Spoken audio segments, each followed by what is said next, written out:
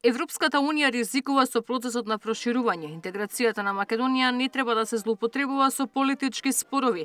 Со ваква порака од Скопје, словачкиот претседател Петер Пелегрини ја критикува Европската унија дека прави голема грешка со динамиката на проширување. Постојано се појавуваат нови услови и искрено ЕУ прави голема грешка, затоа што ЕУ не може да ја изгуби оваа динамика. Ако ја изгуби оваа динамика,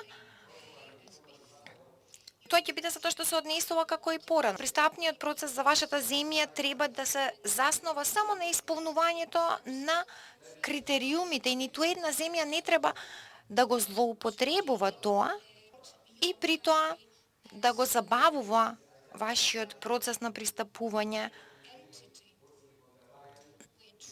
што е речиси еден вид Ваквите пораки стигнуваат во пресрет на утрешната посета на шефицата на Европската комисија фон дер Лајен на Скопје.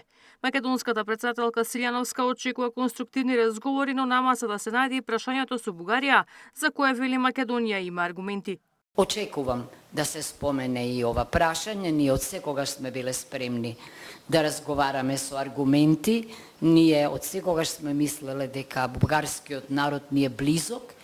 Бугарската држава била првата што не признала без никакви условувања, не случајно, значи, и затоа јас понекогаш сум изненадена од сегашното политичко поведение.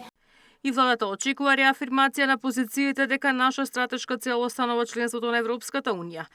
Нашата стратешка цел останува полноправно членство во рамките на Европската унија. Некако изминативе 25 години како полека да го изгубивме образот, чекорејќи по тој пат, и како малку да остане од тоа достоинство и тој образ, чекорејќи кон тој пат.